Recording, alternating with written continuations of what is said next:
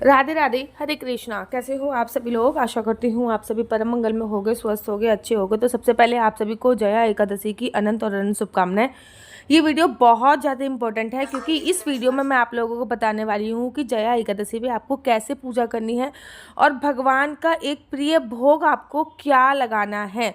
तो चलिए पहले मैं आपको प्रॉपर जानकारी दे देती हूँ। आप सभी को पता है कि जया एकादशी जो है वो 8 फरवरी की पूरे भारतवर्ष में बनाई जा रही है। चाहे मैं खाटू श्याम की बात करूं 8 फरवरी की है, चाहे मैं वृंदावन की बात करूं 8 फरवरी की है।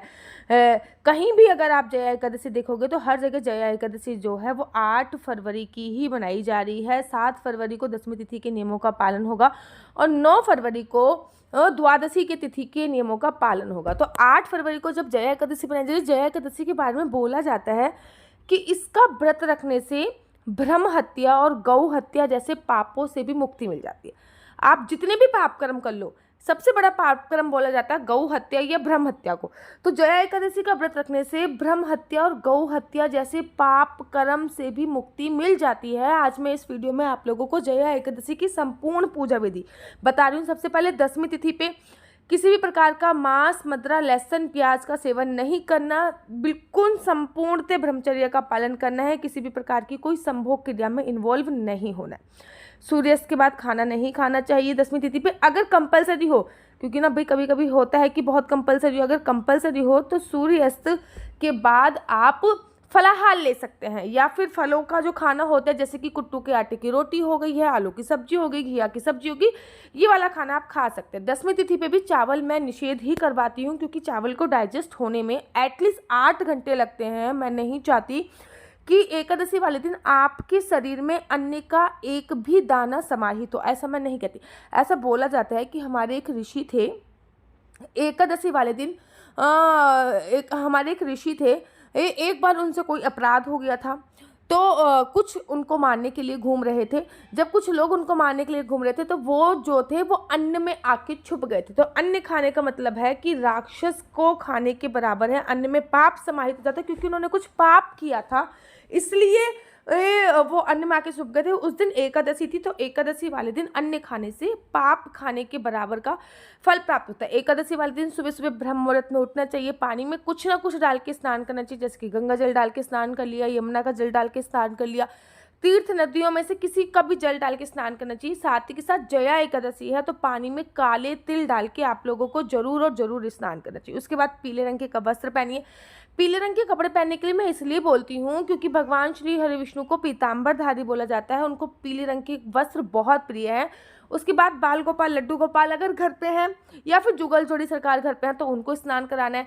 तो कोशिश कीजिए कि इस ओकेशन पे उनके वस्त्र जरूर बदले जुगल जोड़ी सरकार के, और उनको पंचमृत से स्नान अवश्य और अवश्य कराएं। अगर पंचमृत से भी नहीं करा सकते तो एटलीस्ट पानी में काले तिल डाल के तो जरूर स्नान कराएं। देखो, पृथ्वी लोक पर सबसे पहले जिस चीज की उत्पत्ति हुई थी खाद्य पदार्थों में वो था तिल।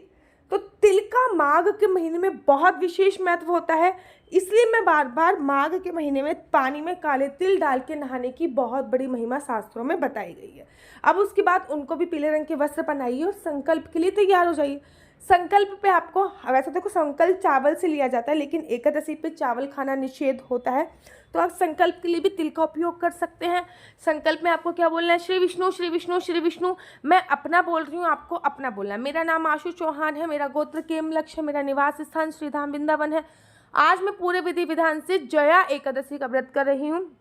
ये एकादशी का व्रत मैं फलाहार खा के करूँगी। भगवान श्री हरि विष्णु मेरा ये व्रत संपूर्ण करने में मेरी मदद करें, ऐसा आपको बोलना है। उसके बाद जो भी हाथ में आपकी सामग्री है ना, वो तो लड्डू गोपाल है या फिर जो भी आपका मंदिर है वहाँ पे रख दीजिए। अगर वहाँ पे नहीं रखने तो जिस लोटे से जल आप अपने सूर्य भगवान को चढ़ाएंगे उस लोटे में भी डाल सकते हैं आप। जो ये सामग्री है ये किसी गमले में चली जाएगी। जब आप जल के थ्रू डालोगे तो उसमें जो पैसे हैं ना, उसमें से 1 या 2 के सिक्के में कुछ पैसे और मिलाकर आप वो द्वादशी वाले दिन किसी न किसी को उपहार में जरूर और जरूर दीजिएगा। जैसे कि गरीब हो गए, ब्राह्मण हो गए, उनको आप द्वादशी वाले दिन इन पैसों को जरूर दीजिएगा। तिलक जरूर लगाइएगा। अब बारी आती है कथा पढ़ने की। मस्ट इम्पोर्टेंट होती है, हर एकादशी पे अपनी एक कथा होती है। तो जया एकादशी की भी आप लोगों को कथा पढ़नी है। जब आप जया एकादशी की कथा पढ़ोगे उसके बाद बारी आती है भगवान के भोग की। मैं हर एकादशी पर एक भोग तो कंपलसरी बताती हूँ कि आपको मखाने की खीर बनानी है, साथ ही के साथ दूसरा एक और भोग बताती हूँ जो भोग उस दिन भगवान का जो प्रिय भोग होता है। सर्दी का मौसम चल रहा है, ऐसे में गन्ना आपको बड़ा मुश्किल से मिलेगा, लेकिन बोलते हैं कि जया एकादशी पे गन्ने का भोग लगाने से आपको, इसको ईख भी बोलती हैं, गन्ने का भोग लगाने से, ईख का भोग लगाने से आपको हाथी की योनि नहीं मिलती। तो जया एकादशी पे आप गन्ने का भोग भगवान श्री हरि विष्णु को लगाइए। अगर गन्ना नहीं उपलब्ध हो पा रहा तो आप गन्ने का जूस लेके आ सकते हैं। गन्ने के जूस से भी खीर एक प्रकार की बनाई जाती है। वृंदावन के जो लोग हैं ना, वो ईख के जूस की, मतलब गन्ने के जूस की जो खीर बनाते हैं उसका लाजवाब खीर बनाते हैं, तो आप उसका भी भोग लगा सकते हो। तो आप गन्ने का, ठीक है ना, जिसको स्वीट कैन भी बोलते हैं, उसका भोग भगवान श्री हरि विष्णु को लगाइए, जिससे आपको हाथी की योनि से मुक्ति मिल जाएगी। उसके बाद आप आरती कीजिए, उसके बाद तुलसी माता के पास जाइए, तुलसी माता के पास एक दीपक प्रज्वलित कीजिए। दीपक प्रज्वलित करने के तत्पश्चात तुलसी की परिक्रमा कीजिए। रोज 4 करते हो तो उस दिन कम से कम 11 परिक्रमा कीजिए। तुलसी माता के पास बैठ के मंत्रों का जाप कीजिए। जो मंत्र आपको गुरु ने दिया है आप उस मंत्र का जाप कर सकते हो। अगर गुरु द्वारा मंत्र नहीं है तो फिर आप ओम नमो भगवते वासुदेवाय का जाप कर सकते हो, या फिर हरे कृष्ण कृष्ण कृष्ण हरे हरे, हरे राम राम राम हरे हरे का भी जाप कर सकते हो। उसके तत्पश्चात आप अपने घर के डेली के नित्य नियम के जो भी कार्य है वो करते रहिए, लेकिन साथ ही के साथ अपने फ़ोन पर, यूट्यूब पर, टीवी पर विष्णु सहस्त्र नाम चला लीजिए। विष्णु सहस्त्र नाम चलाते हुए आप खाना बनाइए, विष्णु सहस्त्र नाम चलाते हुए आप डस्टिंग कीजिए, विष्णु सहस्त्र नाम चलाते हुए आपके डेली नित्य नियम के जो भी कार्य हैं आपको करना है। फॉर एग्जाम्पल व्रत तो आपका है लेकिन पूरे घर के लिए तो खाना बनेगा ना, तो वो कार्य आप कर सकते हो। याद रखिए एकादशी वाले दिन में सोने की मनाही होती है, दिन में आपको नहीं सोना है। ये भी याद रखने वाली बात है कि एकादशी पर आपको किसी भी प्रकार से किसी की निंदा चुगली नहीं करनी। जिसकी फ़ोन पे ना हम किसी से बातें करते हैं तो भाई किसी की गॉसिप हो जाती है, किसी की निंदा, किसी की चुगली एकादशी वाले दिन आपको नहीं करनी है। इस बात का आपको विशेष तौर पे ध्यान देना होता है।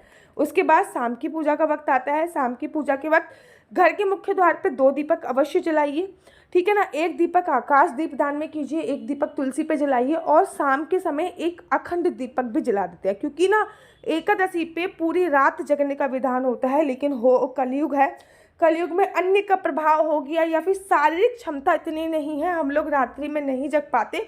तो ऐसे में आपकी एब्सेंट में अखंड ज्योत जलती रहती है, जो आपकी साक्षी बनकर जलती है। उसके तत्पश्चात क्या करना है आपको, उसके बाद जितनी रात तक जग सकते हैं उतनी रात तक जगिए। फिर ना जगने की स्थिति में तो अखंड ज्योत जली रही है। अगले दिन द्वादशी है, द्वादशी पे सुबह सुबह उठिए। द्वादशी पे भी ब्रह्म मुहूर्त में उठना है, और द्वादशी पे फिर तिल डाल के स्नान कीजिए। क्यों? क्योंकि ये तिल द्वादशी भी इसको बोलते हैं, भीष्म द्वादशी भी इसको बोलते हैं। साथ ही के साथ इसको ना बामन द्वादशी के नाम से भी संबोधित किया जाता है। पता है ये वाली द्वादशी बहुत इंपॉर्टेंट होती है हमारे पितरों के लिए। कहते हैं भीष्म पितामह का जो अंतिम संस्कार किया गया था तो वो आपको द्वादशी वाले दिन किया गया था। बेसिकली ये तिथि अच्छी नहीं है, लेकिन ये तिथि पितरों के लिए, पितृदोष है या फिर कुछ भी परेशानी तो उनके लिए तो बहुत ही अच्छी वाली तिथि मानी जाती है। उसके बाद किसी योग्य ब्राह्मण को घर पे बुलाइए, उनको भोजन इत्यादि कराइए। भोजन इत्यादि कराने के तत्पश्चात आप लोगों को क्या करना है कि भोजन इत्यादि कराने के तत्पश्चात उनको दक्षिणा दीजिए। अगर ब्राह्मण घर पे नहीं आ रहे तो फिर आप एक थाली में खाना बनाकर भी मंदिर में दे सकते हैं, या फिर सूखा आइटम निकाल के रख सकते हैं और अपने व्रत का पारण कर सकते हैं। और जब व्रत का पारण हो जाए तब मंदिर में जाके भी दक्षिणा दे सकते हैं। कहने का तात्पर्य है नथिंग टू समथिंग, कुछ नहीं से कुछ तो आपको करना ही चाहिए। लेकिन सूखा आइटम भी नहीं निकाल सकते तो कुछ इतना अमाउंट निकाल लीजिए कि उस अमाउंट का सूखा आइटम खरीद कर मंदिर इत्यादि में आप दान करो, लेकिन बिना दान के व्रत का पालन ना करो। कम से कम इतना तो आपको करना चाहिए। तो आशा करती हूँ कि ये वीडियो आपको बहुत अच्छी लगी होगी। अगर आपको वीडियो अच्छी लगी है तो आप अपना यूट्यूब चैनल को प्लीज़ लाइक शेयर जरूर करिए। मेरा नंबर नीचे स्क्रीन पे दे रहा होगा, मेरा नंबर है 4/9-20-25-65। दोबारा से रिपीट करती हूँ, 4/9-20-25-65।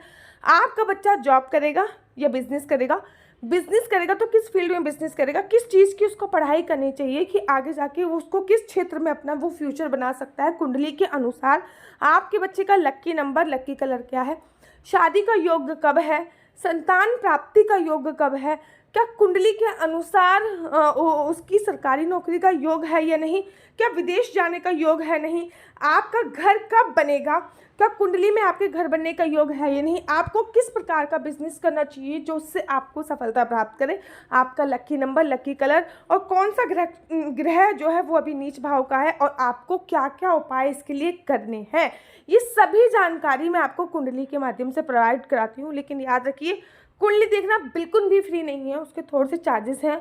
और इस नंबर पे मुझे किसी भी प्रकार से कोई भी क्वेश्चन आंसर पूछने के लिए फ़ोन कृपया करके मत कीजिए। ये नंबर केवल और केवल कुंडली दिखाने के लिए है। और अगर आपको मेरी वीडियो अच्छी लगती है तो आप अपने यूट्यूब चैनल हरी बोल को लाइक शेयर सब्सक्राइब करना बिल्कुल भी मत भूलिए। तब तक के लिए मुझे दीजिए इजाज़त। राधे राधे, हरे कृष्णा, हरि बोल। आप सभी को एकादशी की अनंत और अनंत शुभकामनाएं। भगवान श्री विष्णु की कृपा आप पर सदैव बनी रहे। राधे राधे।